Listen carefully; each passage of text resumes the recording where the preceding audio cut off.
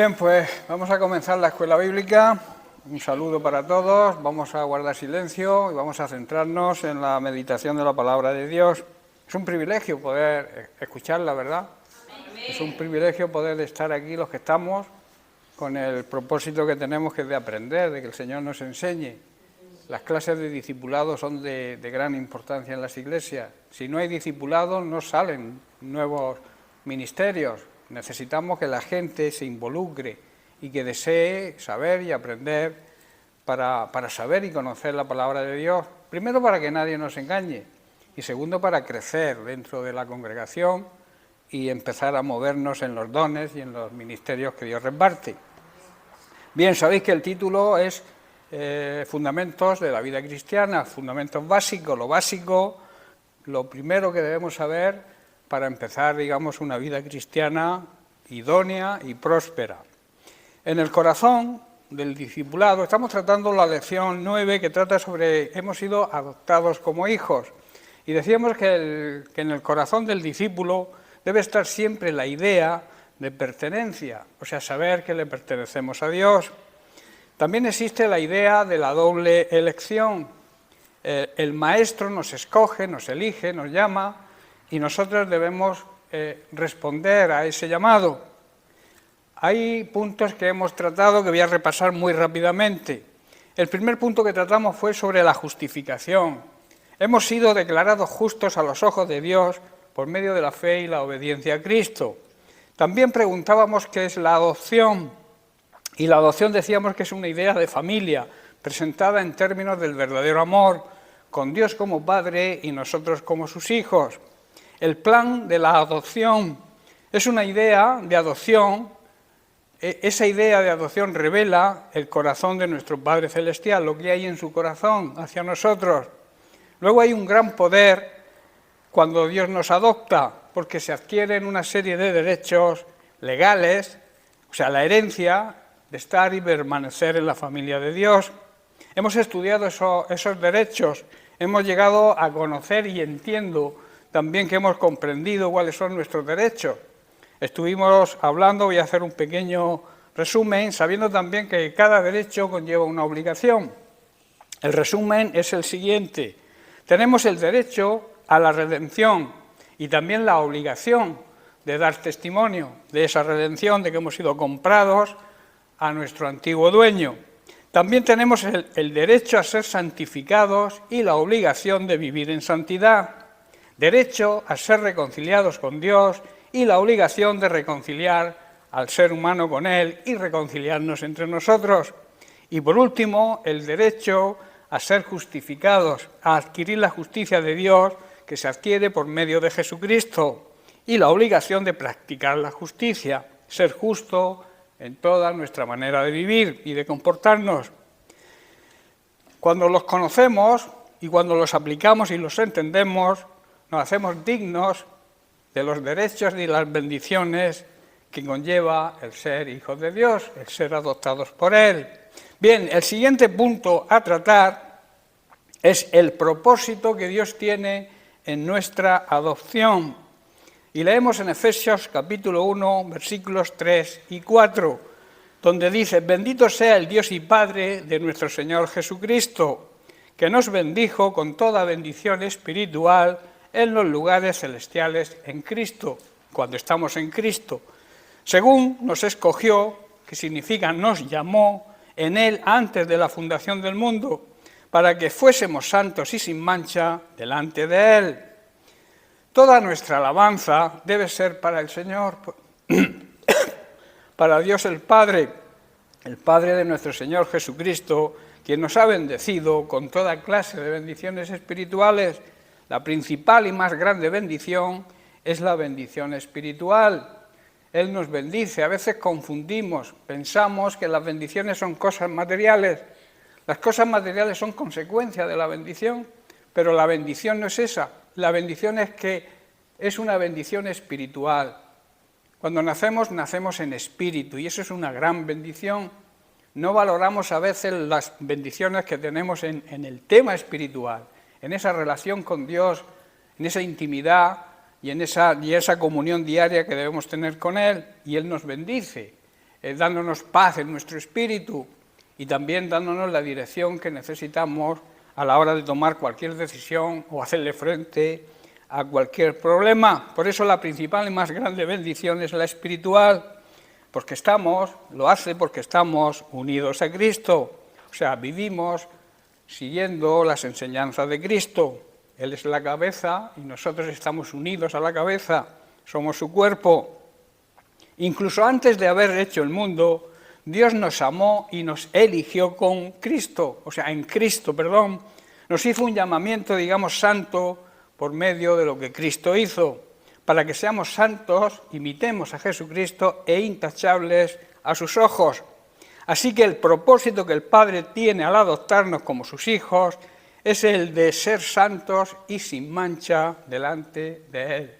Ese es el principal propósito que tiene Dios para nosotros. Al adoptarnos, Él quiere que seamos santos, que vivamos en santidad, que vivamos apartados de toda contaminación mundana, de todo pecado, y que nos dediquemos a servir a Dios. Y eso nos hace mantenernos sin mancha ante sus ojos. A través de la adopción, no solo compartimos en la familia de Dios, sino también el carácter de nuestro Padre. Todo hijo se fija cómo es el Padre, ¿verdad? E intenta imitar a su Padre. Por eso, al pertenecer a su familia y él ser nuestro Padre, nosotros debemos asimilar su carácter para que el carácter del Padre esté en todos sus hijos. Este es el verdadero propósito y llamamiento del discípulo, que lleguemos a ser como Él en nuestras acciones y actitudes y que nuestra vida siempre refleje el hecho de que somos hijos de nuestro Padre Celestial, que la gente pueda decir, estos son verdaderos hijos de Dios, no porque lo dicen, sino porque lo demuestran con sus hechos. Amén. Amén. En Jesús, Dios nos ha revelado el anteproyecto para cada hijo que le siga por la fe. Nosotros seguimos a Cristo por fe, ¿verdad? No hay otra forma de seguir a Cristo y de recibir la salvación. La salvación se recibe por fe. Cuando nosotros tenemos fe, el Señor nos regala la salvación. Hay una doctrina por ahí falsa que ya explicaré en otro momento, que dice que el regalo no es la salvación, sino la fe, que Dios le regala fe a ciertas personas y entonces elige a ciertas personas, les regala la fe y entonces les viene la salvación. Pero el regalo no es la fe. La fe tenemos que aportarla nosotros. Es algo que nosotros tenemos que demostrar. La fe es la certeza de lo que se espera y la convicción de lo que no se ve. O sea, es algo que nosotros tenemos que aplicar a nuestra vida. Y entonces Dios nos regala la salvación, que es el verdadero regalo.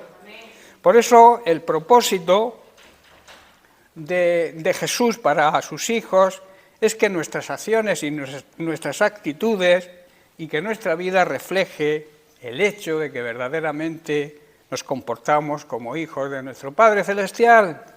En Jesús Dios ha revelado, como he dicho, el anteproyecto para cada uno de sus hijos, pero deben seguirlos en fe.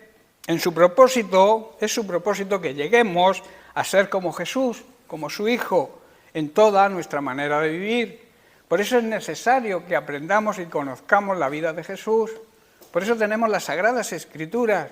Dios nos ha dejado el manual de instrucciones donde está la vida completa de Jesús, todo lo que hizo, todo lo que enseñó, para que nosotros pudiéramos imitarle a Él en todo. Imitarle significa seguirle. Y como decía el otro día, el domingo creo que fue, el camino que siguió Jesús fue el camino de la cruz. Si tú pretendes seguir a Jesús, debes seguir su mismo camino, ¿verdad? Que es el camino de la cruz, colgar nuestra cruz para crucificar nuestro egoísmo, nuestra soberbia, nuestro orgullo, que no sirven para nada. Como suelo decir, Dios nunca va a utilizar a un orgulloso y a un soberbio en su iglesia, en el trabajo como iglesia. Dios no va a utilizar a nadie en el trabajo de su obra. Por eso, el propósito principal de Dios es que lleguemos a parecernos a Jesucristo y vivir en el compromiso de nuestra vida en una buena relación con Dios, el Padre, mediante nuestra oración, y siempre dirigirnos al Padre con el aval del nombre de Jesús. Amén. En 1 de Pedro capítulo 2, verso 9, el apóstol Pedro nos dice: mas vosotros, se refiere a la Iglesia, sois linaje escogido, o sea, una familia escogida, real sacerdocio, nación santa, pueblo adquirido, comprado por Dios con un fin y con un propósito, que es que anunciemos las virtudes de aquel que nos llamó de las tinieblas a la luz admirable. Jesucristo, su palabra, es la piedra que va a hacer tropezar a muchos, es la roca que hace caer. Muchos caen al confrontar la palabra de Dios, muchos tropiezan al leer, al entender o al que el Señor le muestre las cosas a través de la palabra de Dios, y entonces muchos tropiezan. ¿Pero por qué tropiezan? Porque no quieren obedecer y por eso se enfrentan a un duro destino que les fue preparado para aquellos soberbios, orgullosos, aquellos que se creen saber más que nadie y que rechazan. ¿Sabéis que el mayor pecado que existe, que es la base, que es la matriz de todo el resto de pecados, es la negación de Cristo? Negar el plan de salvación ideado por Dios, que es Jesucristo. Cuando negamos a Cristo, ese es el gran pecado de la humanidad, y consecuencia de ese pecado, pues vienen el resto de pecados. Al no tener conciencia de pecado, al no valorar las consecuencias que trae el pecado, el mundo se pierde. Amén. Pero nosotros no somos así, ¿verdad? Porque somos, como hemos leído, un pueblo que Dios ha elegido, y somos sacerdotes al servicio del Rey de Reyes. También somos una nación santa, una iglesia que vive en santidad, o debe vivir en santidad, apartados de toda contaminación, como he dicho, y dedicados a la obra de Dios. Y también somos posesión exclusiva de Dios, le pertenecemos a Dios, somos de Él. Primero porque nos creó, ¿verdad? Y segundo porque nos compró, cuando le pertenecíamos a otro dueño. Por eso debemos mostrar a otros la bondad de Dios, el amor de Dios y su misericordia, pues Él nos ha llamado a salir de la oscuridad, ¿verdad? La ignorancia simboliza la oscuridad, las tinieblas, la ignorancia y el pecado, y nos ha metido en la luz maravillosa de Cristo, que es la verdad. Cristo es la verdad, el camino, la verdad y la vida, la transparencia y el conocimiento de Dios. También Pedro nos recuerda que esto no solamente es un llamamiento de Dios de una forma individual, como personas individuales, sino que el propósito de Dios al escogernos, al llamarnos, es que lleguemos a ser como un cuerpo de personas, que es su iglesia, que refleje esta misma naturaleza en nuestra vida, pero conjunta, como la iglesia. Por eso la iglesia tiene que andar en unidad en espíritu. Debemos pensar lo mismo, debemos sentir lo mismo, tener la misma visión, no permitir el pecado dentro de la congregación. Cuando alguien vive o está en pecado en la congregación, afecta a toda la congregación. Mi pecado te afecta a ti y tu pecado me afecta a mí. Por eso es un llamamiento a la santidad como personas físicas, pero también como iglesia, si queremos que la iglesia avance y que la iglesia sea usada por el Señor. Si no, seremos un grupo de personas que nos reunimos, escuchamos, pero hacemos lo que queremos, no prestamos atención a lo que Dios nos dice, seguimos con nuestra manera egoísta y mala de vivir y no aceptamos los consejos y la guía de Dios que nos lo muestra a través de su palabra. Por eso es necesario que vivamos en la misma visión, la misma unidad, en la misma manera de vivir, que la gente vea que somos y que actuamos todos de la misma manera. ¿Estoy comprendiendo? Porque si no dirán, pues si ahí hace cada uno lo que quiere, no hay orden, hay desconcierto. Uno predica una cosa y otro predica otra. Las iglesias así no avanzan, porque debe haber unidad. Y unidad no es estar todos juntos. Unidad es tener la misma visión, como he dicho, el mismo sentir, el mismo propósito, la misma manera de vivir. Amén. Hablemos pues del propósito de Dios. Aquí hay una verdad, digamos, central, que es que cuando nosotros estemos dispuestos a hacer todo lo necesario, Dios hará que su propósito se cumpla en nosotros. Dios tiene un propósito con cada uno de nosotros y con cada uno de sus hijos tiene un plan y tiene una voluntad y un propósito. Pero nosotros debemos estar dispuestos a hacer lo que sea necesario para que ese plan y ese propósito se cumplan en nuestras vidas. ¿Estás comprendiendo? Dios quiere hacerlo. Dios lo que empieza lo termina, pero necesita nuestra colaboración. ¿Qué es propósito? Propósito es ánimo o intención de hacer o de no hacer algo. También es el objetivo que se pretende conseguir. En hebreo significa conseguir, ganar, terminar, completar, concluir, acabar. Dios cuando comienza, como he dicho, una obra, siempre la termina. Cuando nosotros, claro está, hacemos nuestra parte, porque Él necesita nuestra colaboración. Somos colaboradores suyos, ¿verdad?, en su obra.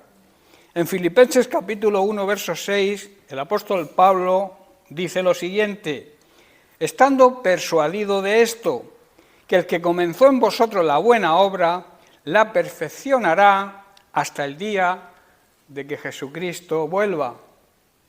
Está diciendo que nuestra vida, Él comienza una obra. Y no es una obra, digamos, que dicho y hecho, sino que es un trámite.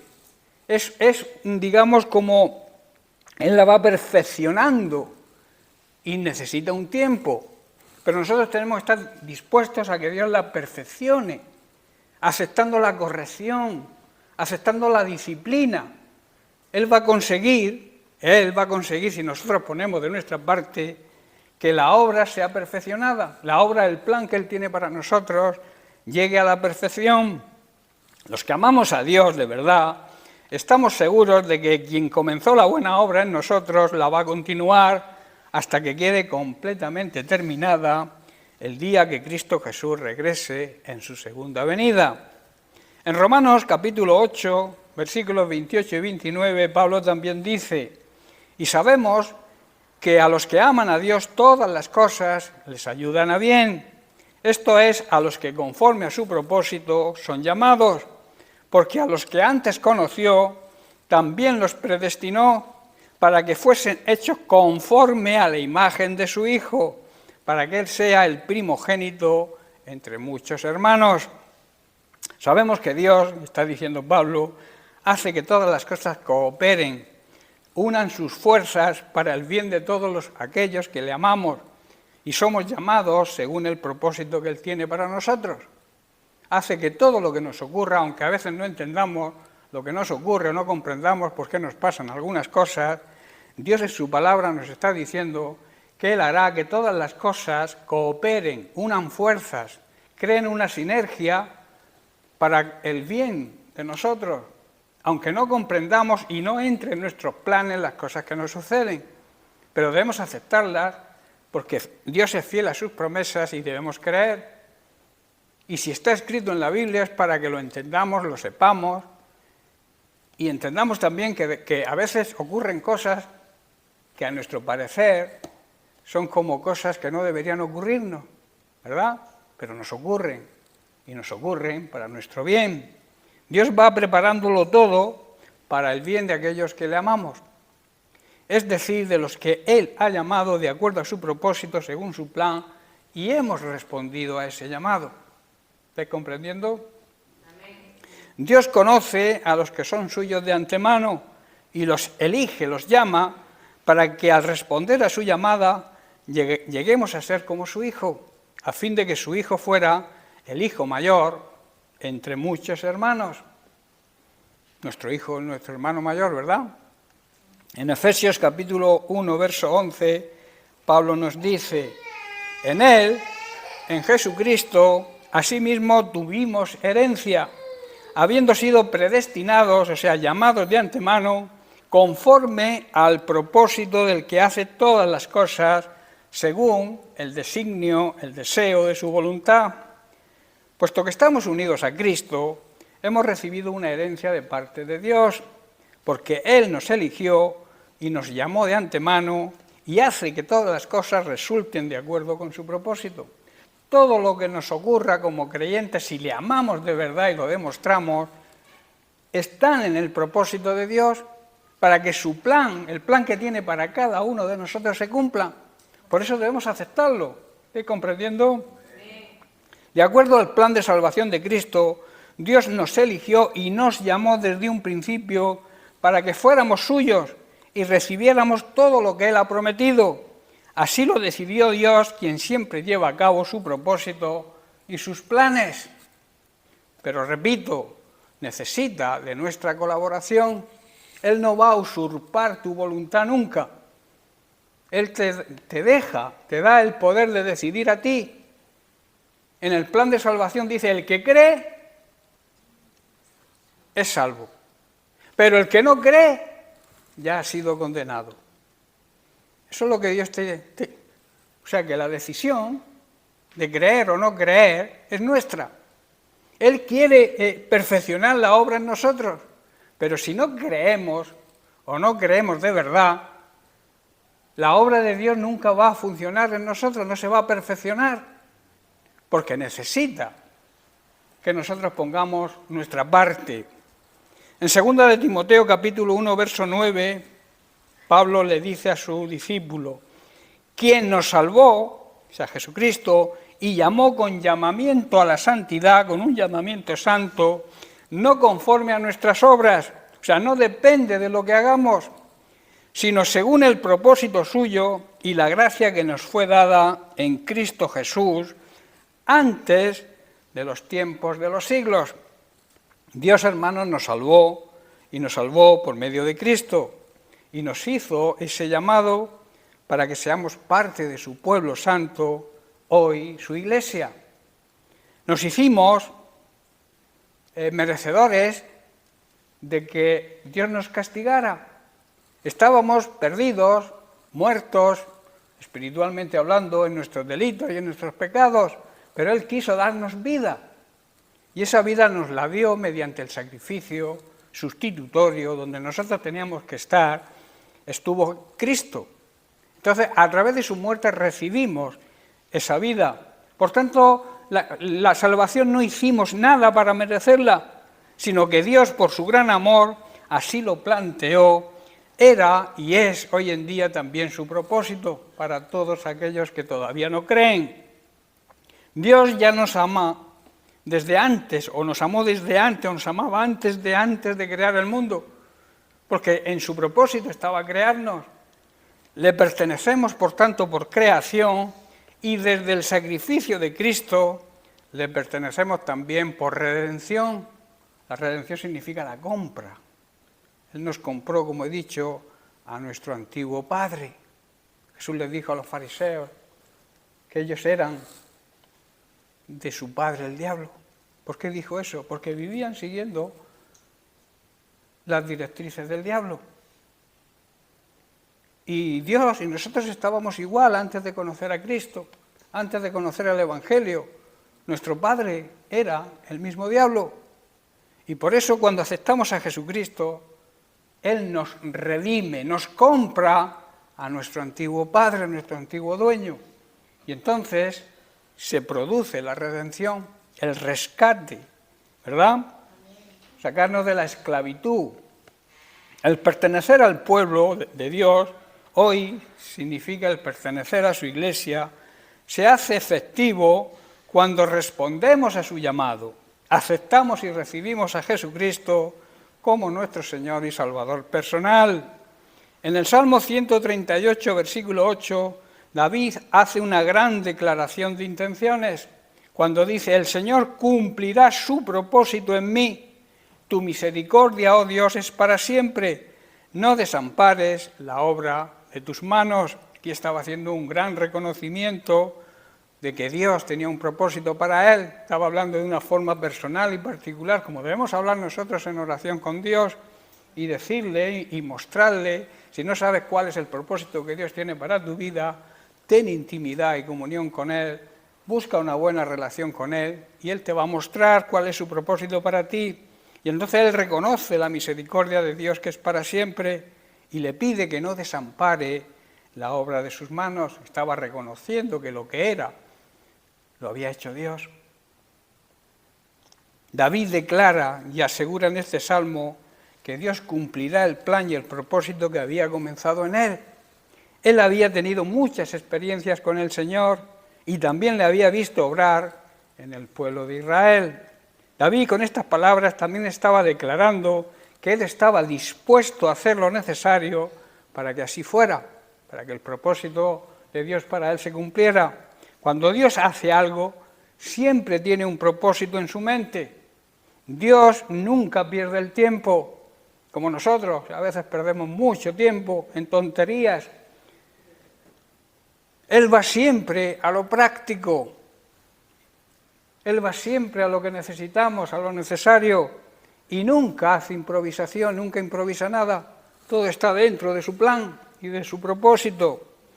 Es una realidad y sabemos que pasaremos tiempos difíciles, tiempos de grandes pruebas, dolor, angustia, momentos de depresión, de estrés y también de temor. Pero Dios nos promete, como lo hizo con David, que en momentos de pruebas y de angustia, su respuesta siempre estará ahí, para darnos la salida ante cualquier problema y darnos vida en esos tiempos difíciles y de desaliento. Su gracia, el poder que nos capacita para superarlo todo, y su ayuda la tendremos siempre, porque Él lo promete, y lo que Dios promete, Dios cumple, no es hombre para mentir, como hacemos nosotros que prometemos cosas que luego no cumplimos. El caso es el matrimonio, nos prometemos amor eterno y a los 2 años ya estamos divorciados, o antes. Eso está ocurriendo hoy en día en la sociedad, se prometen amor eterno, pero cuando empiezan a chocar los caracteres, entonces cada uno se va con su mamá, con su papá. Es una realidad hoy en día y eso es algo que Dios no aprueba ni le gusta. Dios sabe y tiene todo lo necesario para que avancemos en su propósito, ese propósito que trazó con letras de sangre, la sangre de su Hijo, para nuestra vida. Amén. El Señor cumplirá su propósito y acabará la obra que ha comenzado en nosotros. Solo necesita nuestra disposición para hacer lo necesario para que dicho propósito se cumpla, porque nos concedió el libre albedrío y esto es innegociable, esto es eterno. Él te ha concedido la libertad de voluntad y el libre albedrío y tú decides. Y eso es innegociable, eso es eterno, eso no va a cambiar. El cielo y la tierra pasarán, pero lo que Dios dice nunca va a pasar. Y Dios te ha dado esa libertad y tú eres quien eliges, o salvarte o condenarte. No culpemos a Dios porque la gente se condene. A veces la religión dice que Dios es tan amoroso, Dios es amor, que nos va a perdonar a todos. Eso es una falacia, una falacia, es una gran mentira. Dios no va a dar por inocente al culpable. Él le da las herramientas, el camino a seguir para la salvación, pero no te obliga a entrar por el camino. Tú tienes que cruzar la puerta. Tú decides entrar o no entrar. Pero no culpes a Dios si tu deseo es no seguirle. ¿Estáis comprendiendo, hermanos?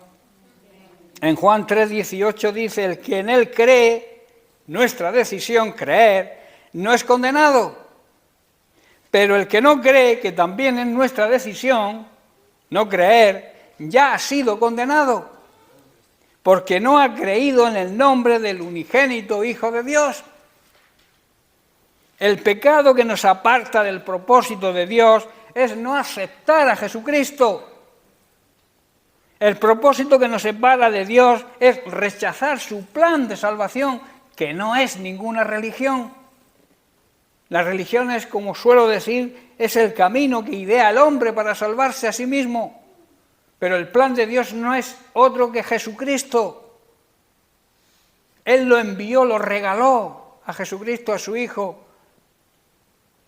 Jesucristo fue crucificado, merecía la muerte, por nosotros mereció la muerte, se puso en nuestro lugar, voluntariamente, por amor, por misericordia, por amor incluso a sus enemigos.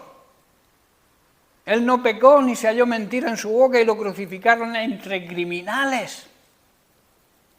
Y estando en la cruz, oraba por sus enemigos, pidiéndole el perdón de sus enemigos al Padre. Y ese es motivo, hermanos, para que le sigamos, le obedezcamos y le sirvamos y seamos fieles a Él en todo. No ser, digamos, desagradecidos con lo que Dios hizo. Cuando no somos fieles a Dios en todo, y me refiero en todo lo que la Biblia enseña, estamos siendo desagradecidos con Dios. ¿Estáis comprendiendo? El siguiente punto a tratar, la promesa de nuestra adopción. En Romanos capítulo 8, versículos 17 y 18, Pablo dice: y si somos hijos, también somos herederos, herederos de Dios y coherederos con Cristo, si es que padecemos juntamente con Él, para que juntamente con Él seamos glorificados. Pues tengo por cierto que las aflicciones de este tiempo presente no son comparables con la gloria venidera que en nosotros ha de manifestarse. Como somos sus hijos, tenemos derecho a todo lo bueno que Él ha preparado para nosotros, nuestra herencia, la cual la compartimos toda con Cristo. Somos coherederos con Él. Y si sufrimos como Él sufrió, tenemos la seguridad de que también compartiremos con Él la honra que Él se merece. ¿Estáis comprendiendo? También estamos seguros de que los sufrimientos por los que ahora pasamos no son nada en comparación con la gloria, con la gloriosa vida que nos espera cuando Jesucristo venga en su segunda venida a recoger el fruto de su primera venida. Esa gloria no se puede comparar, por muy grandes que hayan sido los sufrimientos que hayamos pasado en esta vida terrenal, no tiene ni punto de comparación. Así que, como la Biblia enseña, alegraos, gozaos en medio del sufrimiento. Jesucristo en medio del sufrimiento tenía gozo. El gozo de ver un día cumplido el resultado de su sacrificio, que era nosotros, el resultado, la salvación de muchos. Por eso Él en medio del sufrimiento estaba gozoso, porque nos veía a nosotros salvos. Como hijos del reino hemos sido adoptados en la gran promesa de que la salvación no es solamente para ahora, sino para siempre, para la eternidad. No somos salvos aquí en esta tierra. La salvación es eterna, porque todo lo relacionado con Dios es eterno.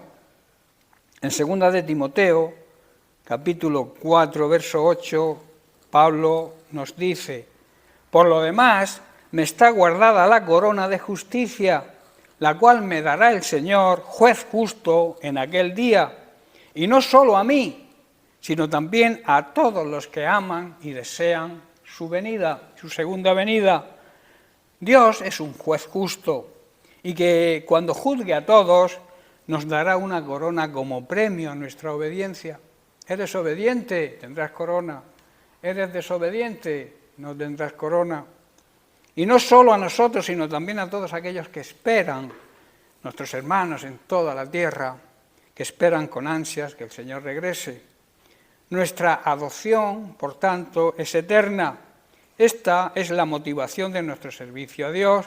Esto debe motivarnos a servir a Dios, al pensar con mucha ilusión, como lo hizo Pablo, en la corona de justicia que está preparada para nosotros cuando lleguemos al final del camino.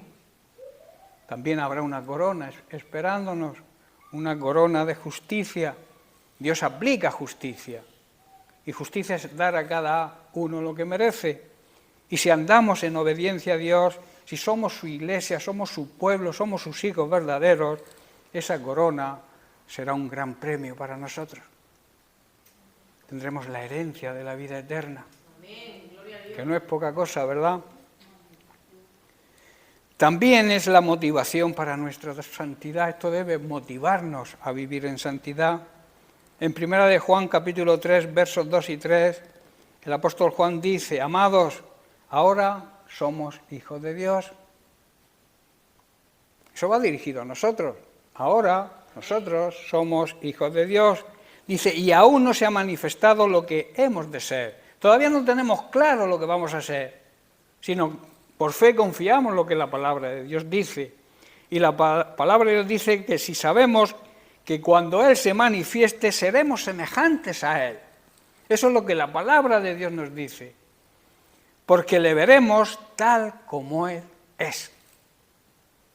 Y todo aquel que tiene esta esperanza en Él se purifica. Si tú tienes esa esperanza en Dios, tienes que vivir en santidad. ¿Qué es lo que significa purificar, vivir en santidad? Una vida sin cosas malas, sin impurezas. Y se dice que se purifica a sí mismo. Nosotros somos los que tenemos que tomar la decisión de vivir en santidad. Así como Él vivió en santidad, es puro, ¿verdad? Somos hijos de Dios, pero Él todavía no nos ha mostrado lo que seremos cuando Cristo venga. Realmente nos dice, nos da unas pinceladas, pero será algo maravilloso, porque dice que le veremos tal como Él es ahora mismo, y todos los que tienen esta gran expectativa se van a mantener santos y puros, así como Él, santo y puro. Esto habla, hermanos, de una vida de santidad. Hago mucho hincapié en esto porque es la realidad de la Iglesia. La Iglesia dice, es una nación santa, una nación apartada de toda contaminación mundana, alejada del pecado, con un plan, con un propósito, que es que la obra de Dios avance, que nos utilice en su obra, que seamos efectivos, que no seamos cristianos pasivos, calientabancas, como yo a veces digo, sino que trabajemos en la obra y lo hagamos con gozo y con alegría y con denuedo, con valentía. Debemos saber, hermanos, que el que peca viola la ley de Dios, porque todo pecado va en contra de Dios. Y pecado no es lo que yo digo que es pecado, lo que yo creo o pienso que es pecado. Pecado es lo que Dios dice que es pecado, lo que la Biblia enseña que es pecado. Amén.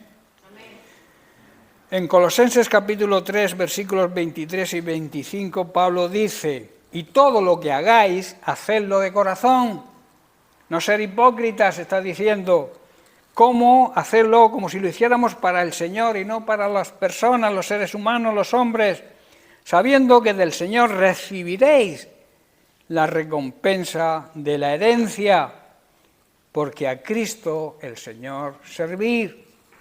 Más, dice el versículo 25, el que hace justicia recibirá, el que hace injusticia recibirá la injusticia que hiciere. O sea, la ley de la siembra. Si tú eres justo, recibirás justicia. Si eres injusto, recibirás injusticia. Si tú amas, recibirás amor. Si tú odias, vas a recibir odio.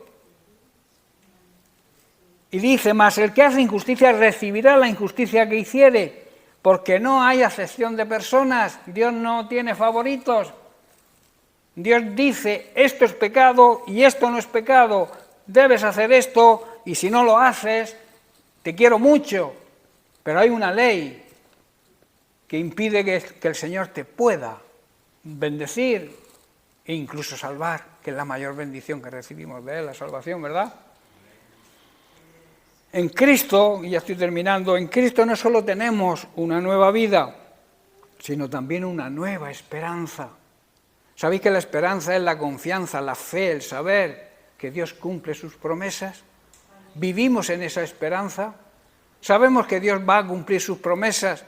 ¿Se va a cumplir su propósito en nosotros cuando nosotros estemos dispuestos a hacer lo necesario para que dicho propósito se cumpla? No dejemos, Dios no actúa solo, nos necesita, y tú le necesitas a Dios, es una sinergia, es una unión de fuerzas para vencer el pecado y vencer todas las circunstancias adversas de esta vida, pero tenemos que estar decididos a hacer nuestra parte. No podemos dejar a Dios que lo haga todo. Dios hace su parte y la hace bien, y lo que promete cumple, pero la mayoría de las promesas están condicionadas a que nosotros hagamos nuestra parte. Si crees, eres salvo. Si no crees, estás condenado. Así de claro. Y así ocurre con todo lo que la palabra de Dios dice. Tu parte tienes que hacerla tú, mi parte tengo que hacerla yo. A veces somos tan conformistas o tan, digamos, apagados o falta de energía que decimos, Señor, en tu mano está todo. No, en tu mano está todo, sí. Pero tú haz tu parte, sé valiente, esfuérzate. Si yo quieres que te ayude, dice el Señor, si quieres que te ayude, tú tienes que hacer tu parte. A Josué le dijo eso, tenía que meter al pueblo, era el sustituto de Moisés, tenía que meter al pueblo a la tierra prometida, tenían que cruzar el Jordán. ¿Y qué le dijo Dios a Josué? Esfuérzate y sé valiente. Y no habrá quien te resista, porque yo estoy contigo. Pero claro, esfuérzate y sé valiente, tu parte, esforzarnos y ser valientes. Y Él nos va a ayudar a entrar en la tierra prometida, ¿verdad? A entrar en la vida eterna, a pelear en esta tierra al tiempo que estemos, a luchar y salir vencedores. ¿Qué es lo que Dios quiere? La Biblia enseña que somos más que vencedores, pero cuando estamos en Cristo, cuando vivimos de acuerdo a su palabra, cuando obedecemos su palabra, cuando convivimos con su palabra, cuando su palabra es el alimento diario por encima del alimento físico. ¿Estás comprendiendo? En Cristo, como digo, y ya termino, no solo tenemos una nueva vida, una vida plena y abundante, sino también una nueva esperanza, la esperanza de la herencia en Cristo, la esperanza que adquirimos al ser adoptados por Él. No solo tenemos el derecho de llegar a ser hijos de Dios, sino además tenemos el derecho de recibir la herencia que como a hijos nos corresponde.